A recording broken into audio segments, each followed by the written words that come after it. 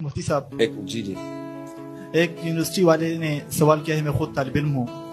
سوال یہ کیا کہ شیطان کیا ہم سے زیادہ، وہ تو ہم سے زیادہ عقل مند ہے. میں نے کہا کہ جی ہاں. تو پھر اسی نے یہ بتایا کہ اگر وہ قیامت سے پہلے وہ اللہ سے توبہ کر لے تو اللہ تو غفور الرحیم ہے، تو اللہ اس کو معاف کریں گے.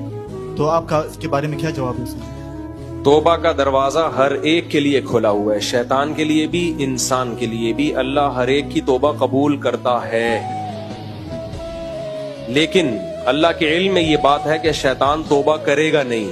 یہ اللہ کو پتا ہے، اور شیطان کو بھی پتا ہے کہ میں توبہ کروں گا نہیں. وہ اکڑا ہوا ہے. اس پہ ایک واقعہ ہے، واقعہ کسی مستند ذریعے سے ثابت نہیں ہے، ہو سکتا ہے غلط واقعہ ہو، لیکن اس سے جو سبق ملتا ہے وہ سبق ٹھیک ملتا ہے.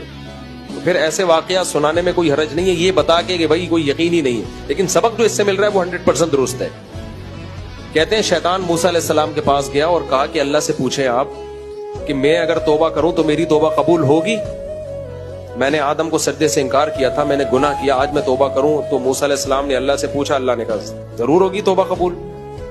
شیطان بڑا خوش ہو گیا، زبردست بھائی توبہ بھی قبول ہو رہی ہے میری بھی، اتنے لوگوں کو جہنم میں پھینکوا دیا پھر بھی توبہ قبول ہو رہی ہے.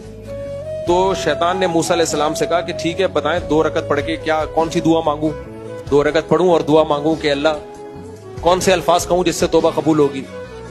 تو موسیٰ علیہ السلام نے اللہ میاں سے پوچھا کہ شیطان کہہ رہا ہے کہ کون سی سورت پڑھنی ہے پہلی رکعت میں، کون سی دوسری رکعت میں، کس طریقے سے نماز پڑھنی ہے، کیا عمل کرنا ہے؟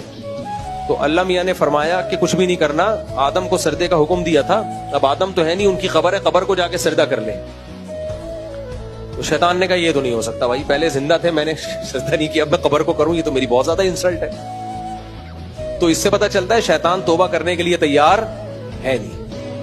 تو اس لیے یہ اللہ کے علم میں تھا، یہ ایسا اکڑا ہوا ہے، یہ نہیں مانے گا، یہ توبہ نہیں کرے گا.